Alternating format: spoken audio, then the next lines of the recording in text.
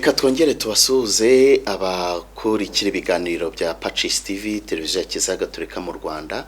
Ndizera ko mukomeje kugira ibi byiza mu biganiro byinshi tubategurira, tugaruka ku buzima rusange, imibereho myiza y'abaturage, amateka ya Kiliziya, ibiganiro by'ubucukumbuzi bitandukanye, ariko no mu gisata cy'uburezi cyangwa se mu gice cy'uburezi naho tugeramo. Muri uno mwanya rero nk'uko mwagiye mubirarikirwa mu bihe bitandukanye, mu Kiliziya Gatolika iratangira icyumweru cy'uburezi, ndetse n'ibintu bimaze iminsi aho mwagiye mukurikira ubutumwa butandukanye bwagiye butangwa, bashishikariza imbaga abakristo muri rusange, abanyarwanda muri rusange kongera kuzirikana no guha agaciro uburezi gatolika, tunazirikana n'uruhare rufite mu burezi bw'igihugu muri rusange ndetse na Kiliziya. Muri uyu mwanya rero nakiriye umwe mu bagiye kutuganirira ku burezi muri Kiliziya Gatolika uko buhagaze, akaba ndi kumwe na Padiri Tadeyo Nsengumuremyi, akaba aturuka muri Diocese ya Cyangugu, akaba anakuriye tubavuga ngo ni komisiyo ishinzwe uburezi gatolika muri iyo Diocese. Padi muraho? Tubaye ikaze mu kiganiro cyacu cy'uyu munsi. Murakoze cyane. Yego, reka mbahe umwanya mutoya namwe musuze abakurikiye Pacis TV. Murakoze, nitwa Padiri Tadeyo Nsengumuremyi, umupadiri wa Diocese ya Cyangugu, maze imyaka 13 aho padiri. Kuri ubu nkaba mpagarariye uburezi gatolika muri Diocese yacu ya Cyangugu. Ikaze nanone rero mu kiganiro cyacu, ariko ubwo nituza kuvuga uburezi kuko nicyo nagutumiriye, ndatekereza turaza no kubivuga tubisanisha ku rwego rw'igihugu, mbanza utari bwibande gusa kuri Diocese ya Cyangugu nubwo ifite amakuru ahagije. Yego nibyo, n'ubundi dufite uko duhura ku rwego rw'igihugu muri SNEC, Secrétariat National de l'Enseignement Catholique. Amakuru menshi turayasangira nta kibazo. Mu gutangira uburezi gatolika muri rusange buhagaze gute muri ino minsi? Uburezi gatolika muri iyi minsi bufite ingorane zitari nkeya, ariko navuga ko buhagaze neza kuko uburezi ni urugamba. Urugamba Kiliziya ihora irwana, leta ihora irwana, ntiwavuga ngo narangije kurera. Ariko muri iyi minsi kubera COVID-19 yaje ihindura uburyo abantu begerana, ingorane zarushijeho kuba nyinshi. Hari n'ibibazo by'abana bakomeza kuba bejeranije n'ibyumba bishobora kubakira, hari ibibazo by'ubukene biri mu miryango, ibibazo by'amategeko aduhuza mu mikoranire yacu na leta. Ingorane zirahari, ariko nkuko nabivuze ibyiza nibyo byinshi, turacyarera, dukemura ibishoboka, kandi hari ubushake ku mpande zose ko ibintu bigenda kurushaho. Ku ikubitiro u Rwanda ndetse n'isi yose muri rusange rumaze umwaka urenga turi mu ngaruka za COVID-19. Ese COVID-19 yaba yaribasiye uburezi gatolika? COVID-19 nta kintu itakozeho mu buzima bwa sosiyete isi hose. Mu Rwanda mu burezi hari ingaruka yagize, sinavuga mu burezi gatolika kuko uburezi gatolika ntitubuvuga tutandukanye n'uburezi rusange, dufatanya na leta n'umuryango nyarwanda kurera. COVID-19 yarahageze, murabizi ko amashuri yagiye atinda gutangira. Hari abana bari kugomba kwiga umwaka umwe w'amashuri mu myaka 2, hari abagiye bahagarika hagati, abandi bari kwiga mu mujyi wa Kigali. Hari abana bo mu mashuri abanza n'ay'incuke bo hasi batinze gutangira ugereranije na bakuru babo, ku buryo n'uyu munsi usanga abana batari ku rwego rumwe muri porogaramu y'amasomo bagomba kwiga bitewe no gutangira mu bihe bitandukanye. Ikindi ni uko mu mashuri twagombye gushaka ubushobozi budasanzwe kugira ngo twakire ingamba zo kwirinda. Amashuri agomba gushaka inkarabiro, gushaka ibikoresho birenze ibisanzwe bikenerwa kugira ngo abana bicare bategeranye cyane. Murabizi ko leta yagombye kwangaja gushaka abarimu barenga 28 muri iyi minsi kugira ngo bafashe mu mashuri kubera ko ibyumba by'amashuri nabyo byariyongereye, abana bagomba kwicara batagaranye bigatuma ibyumba byongera. Bivuze ko muri make COVID-19 yagize ingaruka nyinshi cyane mu burezi. Ibyo bikanajyana nuko mu miryango abana turera baturukamo naho COVID-19 yahateje ibibazo by'ubukene, aho bashakiraga hamwe na hamwe hagiye hagarara, ku buryo umwana aza tugana mu ishuri ubona ko atandukanye nuko yatugeragaho mbere ya COVID-19. Birumvikana ntago COVID yari kugera mu bukungu ngo igere mu bubanyi n'amahanga, igere mu bindi, uburezi bwo busigare. Wigeze ukomoza ku mibanire yanyu na leta mu bufatanye, unitsa ku kintu cy'amategeko, mufatanya gute na leta mu byerekeranye n'uburezi? Ubufatanye bwa Kiliziya na leta mu bijyanye n'uburezi bumaze imyaka myinshi. Hari konvansiyo ya mbere ikomeye yagengaga imikoranire ya Kiliziya na leta mu bijyanye n'uburezi, niyo muri 1987 yaje kongera kwitswaho na Minisitiri w'Intebe muri 1993 asaba abayobozi kuyishyira mu bikorwa. Byari bikenewe icyo gihe. Iyo konvansiyo niyo umunsi bavuga ngo tugifite, ariko byinshi mu birimo ntibikibasha kugenda n'amategeko y'uburezi mashya. Bivuze ngo isa naho ishaje, ariko iracyari bitewe nuko ntayirayisimba. Hagati aho muri 1995 Kiliziya na leta batangiye gutegura konvansiyo nshyashya yasimbura iyo ya mbere. Document yarasohotse, konvansiyo navuga umushinga wayo warakozwe ujya kwa ministre muri Minisiteri y'Uburezi, kuko niwe usinya konvansiyo, ariko kugeza n'uyu munsi ntabwo irasinywa. Ni ikibazo gikomeye. Muri 2017 dusoza icyumweru cy'uburezi, abasenyeri babigarutseho basaba ko rwose konvansiyo yasinywa kugira ngo imikoranire ibe yanditse. Bavuga ko bagiye kubyitaho, ariko n'uyu munsi ni ikibazo dufite. Bivuze ngo dukwana leta hashingiye ku masezerano ariko ashaje. Kuki imyaka 26 harimo iki cyato ku bwanyu ku ruhande rwa Kiliziya, ni iki cyatumye hazamo uko gutinda kungana gutyo? Twe turabyibaza ko rwa Kiliziya. Abasenyeri bagejeje no kubaza muri minisiteri ngo barebe niba hari ikintu gikeneye kongerwa mu mushinga wateguwe, cyangwa niba hari kitanoze cyanozwa. Bavuga ko bazabireba, ariko twe turakibaza ngo iki kiburamo. Ariko hagati aho ngaho imikoranire yacu ifite andi mategeko ayigenga.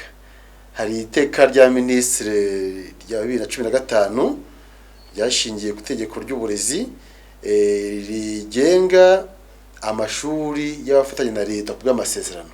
Ubwo ni bose, Kiliziya Gatolika n'andi madini n'abantu ku giti cyabo. Iryo teka ni ry'uyu munsi tukigenderaho, mu gihe tuyitegereje ko konvansiyo yihariye ihuza Kiliziya na leta mu byerekeye n'uburezi yazasinywa. Mpadi, reka twibutse abadukurikiye ko turi mu kiganiro kigaruka ku burezi gatolika muri iki cyumweru cyahariwe uburezi gatolika mu Rwanda. Tukaba turi kumwe na Padiri Tadeyo Nsengumuremyi, akaba asanzwe akorera umurimo muri Diocese ya Cyangugu, by'umwihariko akaba ari kuriye twavuga komisiyo y'uburezi muri Diocese ya Cyangugu. Padi, kuba iyo konvansiyo imaze imyaka 26 itarasinywa, abantu bashaka kumva ngo ni ikibazo, ariko ingaruka mwebwe bibagiye ku ruhande rwanyu niziye. Nubwo muberengaho, nubwo mukomeza, navuga ngo mugakomeza kwihangana mugakora, kuko amasezerano yandi mugenderaho ni n'ayabandi ayandi madini nayo yenda ashaka kubafitanye na leta. Ariko mwebwe ku ruhande rwanyu mutegura konvansiyo, leta ntiyayaprova cyangwa ntiyayisinya. Ingaruka bibagiraho ku ruhande rwanyu mu kuzuza inshingano mwiyemeje niziye? Ni nyinshi, kandi leta nayo irabizi. Ndatanga igero nkeya. Iteka rigenga amashuri y'abafatanya bw'amasezerano rya 2015, ubwo niryo ryakabaye rikora mu mwanya wa konvansiyo, ariko nyine ntiryinjira muri detail mu mwihariko w'ishuri Gatolika. Bivuze ko hari igihe gushyira mu bikorwa iryo teka hari ibintu byinshi usanga bituma tudakorana neza cyangwa se imikoranire ngo yihute hagati y'amadiyosezi n'uturere. Urugero nko mu gutoranya no gushyira mu myanya abayobozi b'amashuri yacu, hari uko konvansiyo iba igomba kubigena. Iteka rya minisitiri ryabigarutseho, ariko iryo teka ryashyizemo akantu kagoye gusobanura. Kavuga aho kuvuga ubuyobozi, uko ubuyobozi bujyaho, bavuga uko umuyobozi ajyaho. Mu turere tumwe bakumva ko ari umuyobozi w'ishuri gusa, diregiteri ugengwa n'iryo teka, bakibwira ko abandi bayobozi bose b'ishuri, ushinzwe amasomo, imyitwarire, umucungamutungo, bajyaho hakurikijwe amategeko ashyiraho abakozi ba leta, kandi n'abari abayobozi. Kandi n'abari abayobozi. Mu gihe muri konvansiyo twari dufite 47 niyo twarimo dutegura ubu ngubu, biteye ukundi. Nyir'ikigo diyosezi niyo yakabaye itanga abakandida kuri buri mwanya mu buyobozi, leta ikareba ko buje ibyangombwa ikabashyira mu myanya. Mu bijyanye n'abarimu basanzwe, iteka rivuga ko nyir'ikigo afatanya na leta mu gushyira abarimu mu myanya, ariko akenshi ntibikunda. Tubona abarimu baje mu bigo byacu, tubona baje, yego haba harimo akazi kenshi kanagora ku rwego rw'uturere na leta, ariko ingaruka bijya nuko hari igihe usanga abarimu baje tutabigizemo uruhare, usanga ari abarimu badashobora kudufasha kwimakaza za ndangagaciro z'ishuri gatolika. Mu yandi magambo, babaha abarimu badafite ubushobozi mwifuza, nicyo mushaka kuvuga? Bafite ubushobozi leta yagennye, hari ibyo bagomba kuba bujuje muri leta, turanabyemera turanabishima, aho mu ishuri gatolika tuba dukeneye ko nawe mwihariko w'ishuri gatolika uzamo, hakaboneka n'abarimu bumva indangagaciro z'ishuri gatolika, badufasha kurera nka kiliziya gatolika. Urugero, niba umwana turera tuba twifuza ko yanamenya ivanjiri, akamenya gukundana, akamenya gufatanya n'abandi, za ndangagaciro dusohora mu ivanjiri, tuba dukeneye n'abarezi badufasha kubitoza abana. Iyo baje rero bose tubona bafite indi myemerere, indi myumvire, biratugora. Hari naho tubura umwarimu w'iyobokamana, kandi iyobokamana ryigishwa riba ryaremejwe na leta, ariko n'iyobokamana riri mu mwihariko gatolika. Hari aho tubura umwarimu uryigisha, bikatugora. Itegeko ririho rivuga ko dufatanye gushyiraho abarimu, ariko mu gushyira mu bikorwa itegeko hari igihe bidakunda, hazamo utuntu tumwe na tumwe tugora, bitewe n'uko nyine nta konvansiyo ihariye ihari. Ibibazo nari kukubaza byose ndabona ubu bisoreje muri konvansiyo, kuko ubwo urumva hari kuzamo icyo cya rokiritoma, hakazamo n'icyo cya purasoma yo gushyiramo abarimu mu myanya. Twumvise no mu minsi yashize byarakuruye ikibazo gikomeye. None tugaruke ku ruhande rw'umuryango, ko mu minsi yashize hamaze iminsi havugwa ikibazo cy'abana bata ishuri.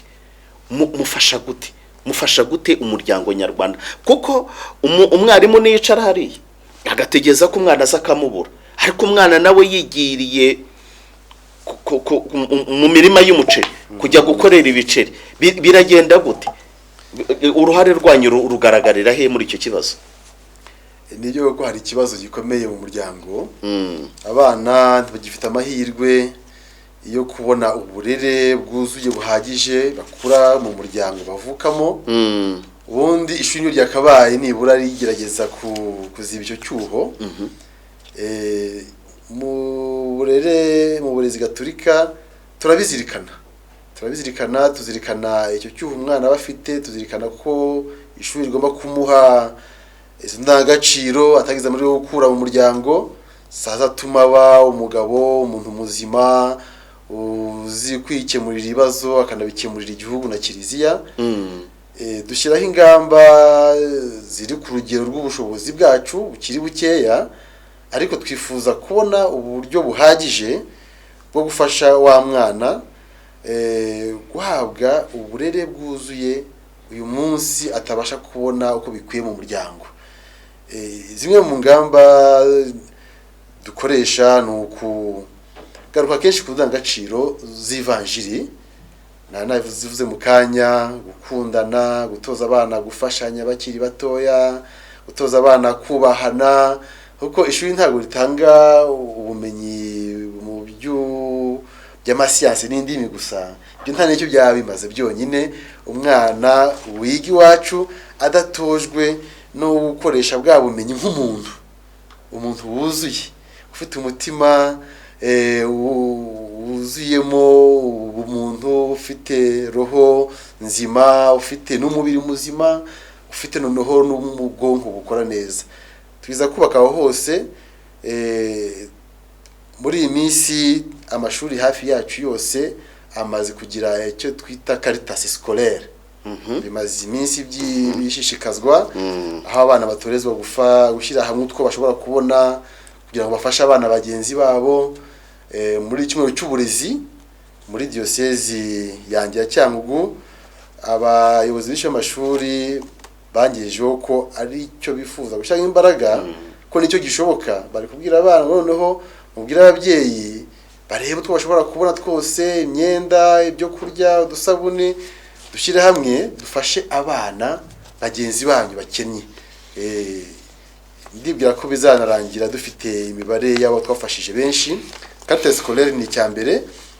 Icya kabiri, turi gushikariza amashuri yacu gushyiraho ibigega by'uburezi gatolika mu ishuri.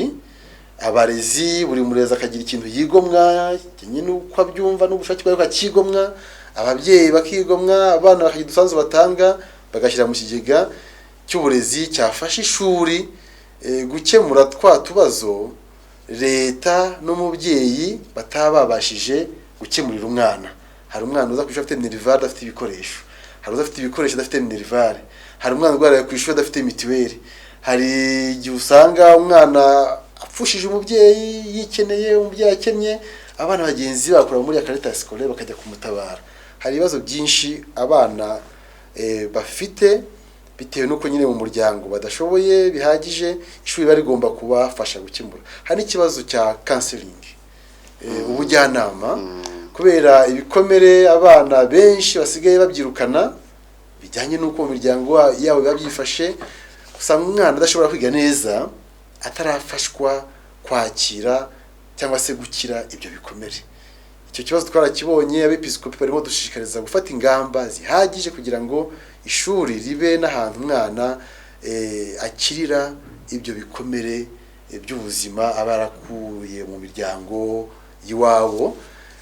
Kuri ubu ngubu turi gusaba ko buri shuri rigira komite, itsinda ry'abarezi ririmo n'umubyeyi bashinzwe ubwo bujyanama, uburyo n'abana babimenya bakaba babagana, cyangwa se n'umwarimu ubonye umwana ufite ikibazo akamuha rya tsinda rikamufasha. Ingamba ni nyinshi, ariko ikibazo gihari ni uko ubushobozi bwo kuzishyira mu bikorwa bukiri bukeya. Twifuza gufasha abandi benshi bashoboka. Twifuza ko nta mwana wata ishuri cyangwa watsindwa bitewe n'uko yiriwe inzara, bitewe n'uko afite ibikomere by'umuryango. Twifuza ko rwose abana batugezeho bose bakwiga, ariko ubushobozi bwo kubikora buracyari buke. Niyo mpamvu nyine tugiriza gushishikaza abarimu, ababyeyi, abo kiliziya ifatanya nabo mu gihugu no hanze, kugira ngo bakomeze kutuba hafi, turebe ko twafasha umwana kugira uburere bwuzuye muri ibi bihe bikomeye mu muryango nyarwanda, binakomereye sosiyete kubera impamvu zirimo na coronavirus. Reka twibutse abadukurikiye ko turi mu kiganiro cy'uburezi kuri Pacis TV, televiziyo ya Kiliziya Gatolika mu Rwanda.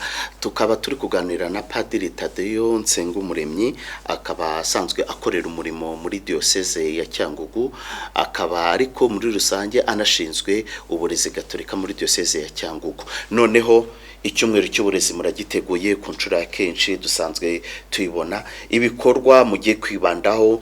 Uretse ibingibi warumbwiye gushyira ikigega cy'uburezi, caritas scolaire na counseling, ibindi murakora muri kino gihe ni biki?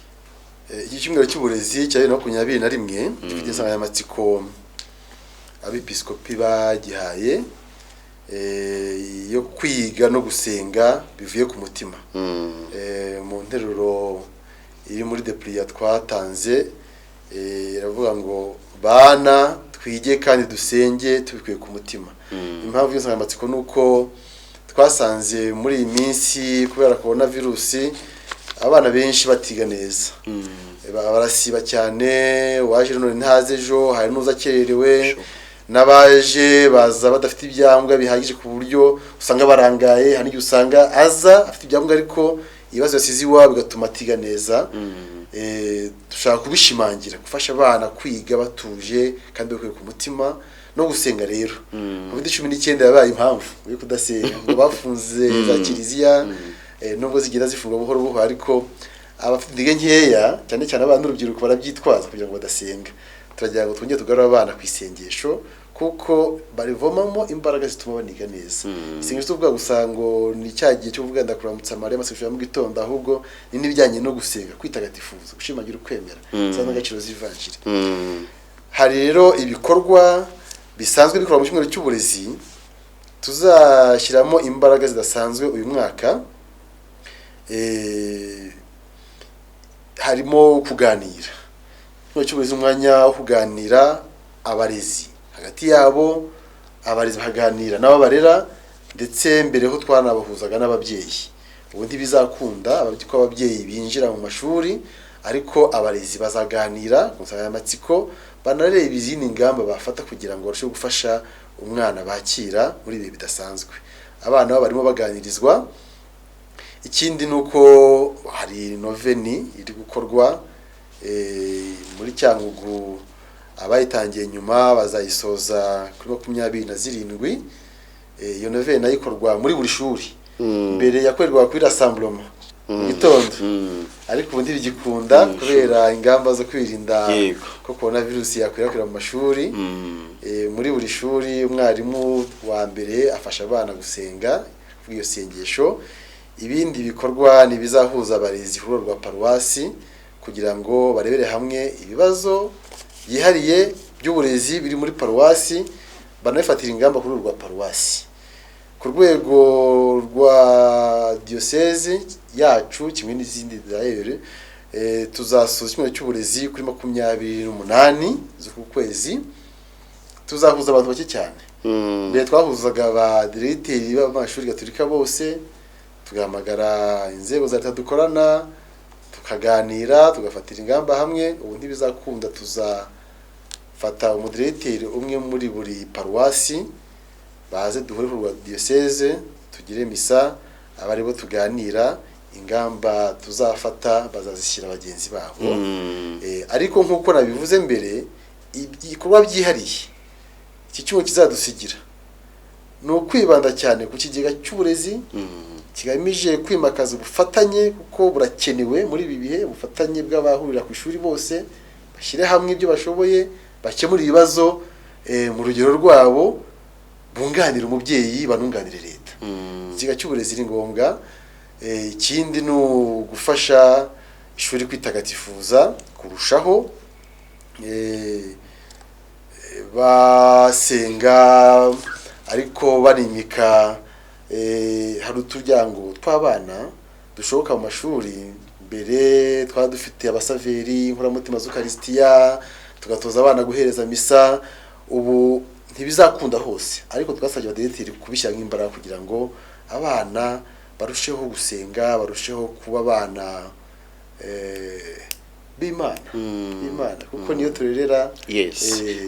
Ni nabo bazavamo abasasaridoti bejo, n'abayobozi b'igihugu nibyo umwana w'Imana akiriza neza kanakorera igihugu neza. Mu bintu wagarutse cyane ku bibazo bishingiye ku ruhande rw'amategeko, ari naho harimo imbogamizi nyinshi, ariko nzi ko ibiganiro bikomeje. Ariko nk'ubu ngubu icyo wasaba abahagarariye abafite uburezi mu nshingano zabo ku rwego rw'igihugu ni iki, kugira ngo umusanzu wanyu udakomeza kuhura n'imbogamizi, ahubwo ubemo n'ibyiza byatuma murushaho gutanga umusaruro mwiza? Mbere yo kubasaba, ndabanza kubashimira abayobozi bacu ko batwegera. Iyo tubatakiye batwegera tukaganira. Ibyo bibazo by'amategeko bizana bituma buri wese yayasobanura uko abyumva. Iyo tuhuye nabyo twegera abayobozi b'uturere, Université begera abayobozi b'u Ministeri na REB, baratwumva tukaganira. aho dusanze nyine hari akabazo bagatanga umurongo vuba. Aho twifuza ko tutakomeza gukorana muri ubwo buryo ngo bajye batanga umurongo ari uko nyine duhuye n'ikibazo, ahubwo habaho umurongo mugari ukemura ibibazo by'ingenzi dufite. Twabasaba ko bakomeza kudutega amatwi bakasinya convention scolaire igenga imikoranire ya Kiliziya Gatolika na leta ku byerekeranye n'uburezi. Turayikeneye cyane. Cya kabiri, twifuza ko mu gushyiraho amabwiriza agenga ibyerekeye uburezi, hari igihe hasohoka amabwiriza akemura ibibazo buri mwaka, bajya bazirikana ko hariho ishuri Gatolika riba rikeneye umwihariko muri aya mabwiriza, ko ari amabwiriza asohoka asa n'areba amashuri ya leta muri rusange. Wa mwihariko twifuza kujyana na leta ntugaragaremo muri za recruitment, muri za placement, gasaba umwihariko ntugaragayemo. Twifuza ko bajya babizirikana igihe bakora amabwiriza, bakajya bazirikana ko itegeko ry'uburezi rifite amoko atatu riteganya y'amashuri: amashuri ya leta, ayo afatanya bw'amasezerano n'ayigenga. Bakajya babizirikana. Iyo batabizirikanye usanga tugongana n'abashinzwe uburezi mu turere, turi kureba ukuntu duhuza ibisanzwe bizwi n'amabwiriza mashya asohotse kandi wenda atahuye n'itegeko. Ikindi nuko baduha umurongo w'ibyerekeranye n'amakashi, naho kuba nyine convention itarasohoka buri nicyo kibazo. Kuko dufite amashuri menshi mashya yavutse akeneye amakashi, hari n'amashuri agenda atamakashe, kashishwa no gusaza, ariko hari igihe wibaza ngo ese ni ugomba gushakira ishuri dufatanyije na leta kashi. Ni leta, ni diocese. Hari utero usanga tuvuga ko ari diocese yashaka tukabikora, ahandi bati kashe ya diocese ntabwo ariyo iza mu mashuri arimo leta, ni leta igomba kuyashaka. Naho ugasanga leta yatanze amakashi, haracyarimo kubusanya. Urugero iwacu muri Rusizi, muri Cyangugu dukora n'uturere tubiri, Rusizi na Nyamasheke. Muri Rusizi amakashe ari gutangwa, abashinzwe uburezi mu karere basabye ko diocese ba nyiri ibigo bashakira amashuri bafatanije na leta. Muri Nyamasheke bo bati oya si ngombwa, akarere kazashakira amashuri yose, aya leta n'ayo leta ifatanya n'imiryango n'abantu ku giti cyabo amakashi, kandi barabikoze. Twifuza ko nicyo kintu cyagira umurongo umwe. Ikindi twasaba ubuyobozi bwa leta no gushyira imbaraga. Turabizi ko bashyizemo nyinshi mu kubaka amashuri, bongera ibyumba byinshi, ariko ibyinshi ntibiruzura. Hari aho bakubwira ko budget yabaye ntoya, hari bakubwira ko budget yakoreshejwe nabi. Twifuza ko bashyiramo imbaraga mu gukurikirana imikoreshereze y'amafaranga batanga yo kubaka ibyumba by'amashuri, byanashoboka bakarushaho kutwinjiza mu gukurikirana uko izo budget zubaka amashuri zikoreshwa. Kuko hari igihe usanga padiri ajya n'ikibazo cyo kubaza impamvu ibintu bidakorwa vuba bitewe n'uko atabazi ibyakabaye bikorwa. None se padi, ukiri aho, gahunda y'ubaka ibyumba by'amashuri iyo mutanze site, uruhare rwanyu rurangirira aho ngaho? Ntirwakabaye rurangirira aho ngaho, ariko niko biri. Ukuri nuko nguko. Hari igihe habaho utunama ku rwego rw'imirenge, bagatumamo na padiri kugira ngo barebe uko ibintu bizakorwa, bagatanga amakuru make ashoboka.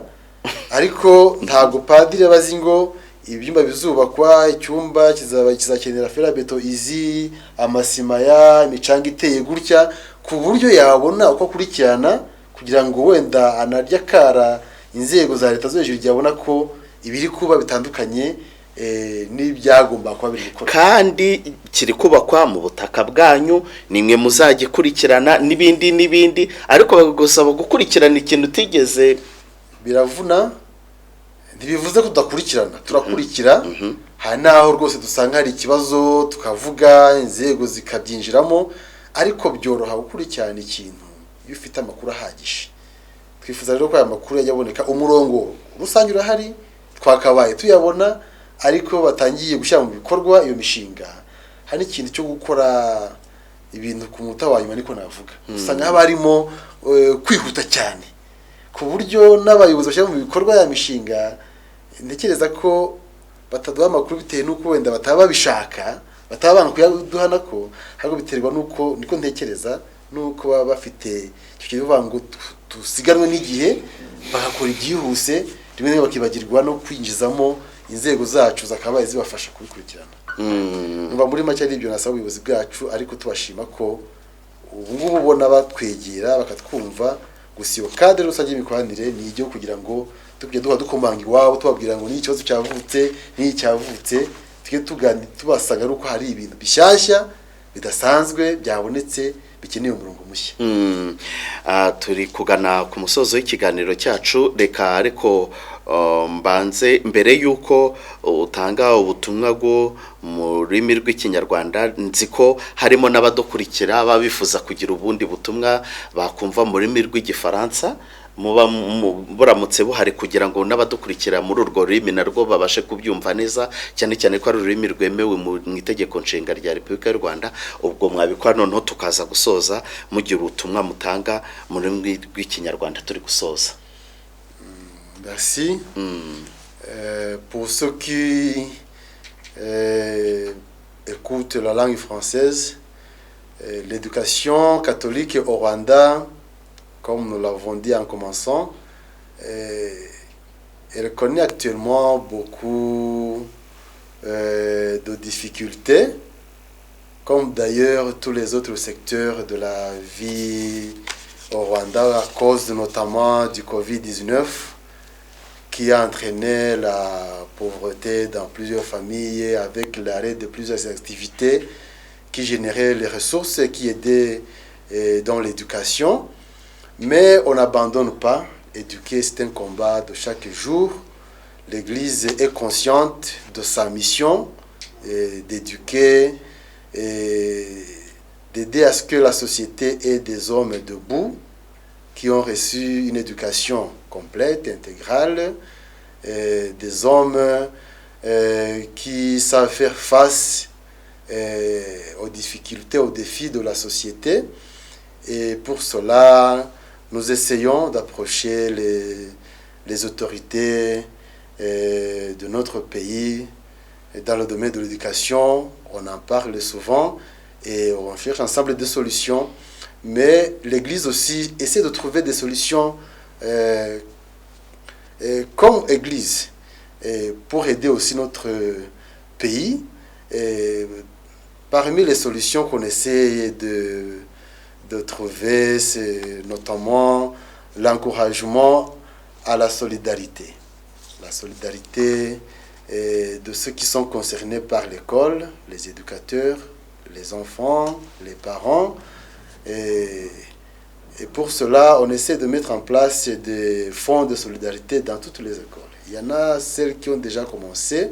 On va généraliser l'initiative parce qu'elle est possible et ça résout beaucoup de problèmes et ça aide à combler les lacunes matérielles surtout.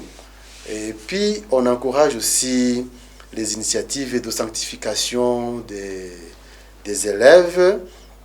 Et avec les mouvements d'action catholique, la prière quotidienne à l'école, on revient souvent sur les valeurs évangéliques qui aident notamment à bien éduquer. Et nous pensons que avec la collaboration que nous avons avec les élèves, l'écoute de nos autorités, nous finirons par aider notre société à avoir de bons citoyens, des citoyens debout. Merci. Okay, merci beaucoup. Reka noneho tugaruke ku ruhande rw'ikinyarwanda n'ubuhe butumwa musa naho muri inkingi ya mwamba murahuza ababyeyi kandi mukafata n'abana ku ruhande kandi nanone mugakurikiza gahunda za leta ariko mukanigisha iyobokamana navuga ngo rituma umuntu agira ruhonze imitekanye. Ubutumwa mwatanga noneho tugana ku musozo ni ubuhe? Ubwo yumvikana ko hari ubutumwa bw'ababyeyi nibo babyara abo bana, ni ubutumwa bw'abana kuko nibo murera, ariko ariko ni n'ubutumwa ku barezi barera, ntago abasaserdoti bajya mu bigo byose, ntago babishobora, hanyuma n'abayobozi mukorana umunsi ku munsi. Ubutumwa natanga kuri leta yacu nabuvuze, twifuza kuza kudutega amatwi no kuduha ibyangombwa byatuma tuyifasha kurera abanyarwanda bazima buzuye bashobora guhana ejo hazaza habo. Ku babyeyi turabasaba kudacika intege, turabafasha kurera, ariko uburere bw'abana babo nibo bureba mbere na mbere. Kiliziya, leta baza bunganira umubyeyi, ntibacike intege. Tuzi ko bafite ibibazo byinshi, ntago buri gihe babona ibyangombwa bikenewe byatuma abana babo biga neza, turabizi, ariko niba bagerageze bakomeze bumve ko ari bafite inshingano yo kurera. Uwo mutima niba bakomeza kubyumva bazakora ibyo bashoboye, hasigaye tubunganire. Bageze kandi batangira urugero rwiza ku bana. Ibibazo biri mu muryango, mu babyeyi, usanga ari kimwe mu bituma abana batiga neza. N'ufite ibyangombwa arigeza ku ishuri ntige neza bitewe nuko afite amahoro iwabo babanye nabi, barimo batandukana, bahora mu ntonganya. Bagerageze baha abana urugero rwiza. Niba bakora umuryango mwiza, umwana bazaduha yaza afite ubushobozi, atagufite tuzamurira kandi abo mwana batera ishema, batangira urugero rwiza. Ikindi twasaba ababyeyi ni ukujya baba hafi abarezi. Hari igihe abarezi babakenera kugira ngo baganire ku burere bw'abana ntibaboneke.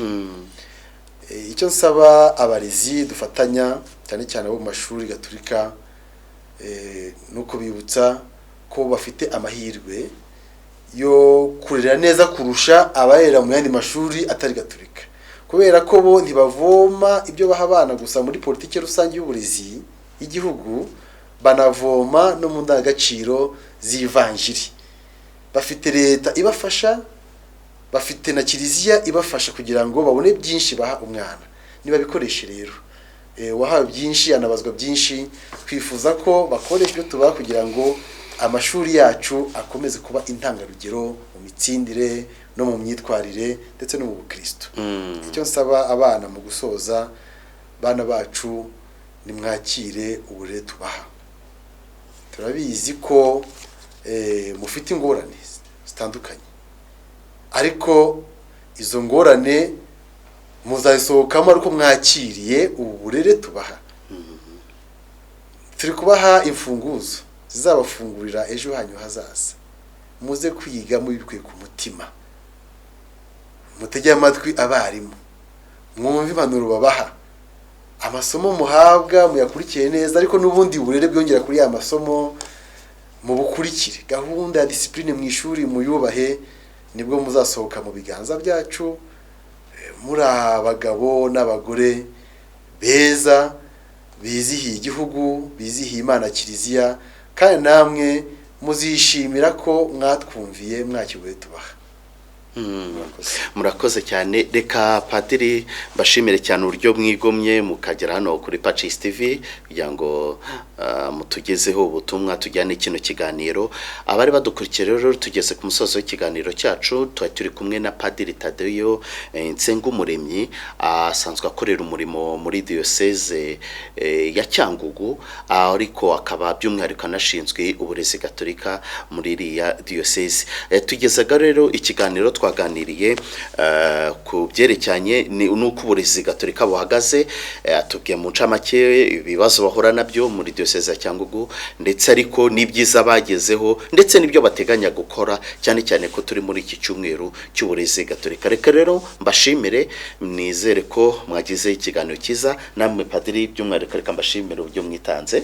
Abari badukurikiye reka tugigane ku musozi w'ikiganiro cyacu, mukomeze mugire byiza. Hagati aho ngaho nkomeze kubararikira ibiganiro bya Pacis TV.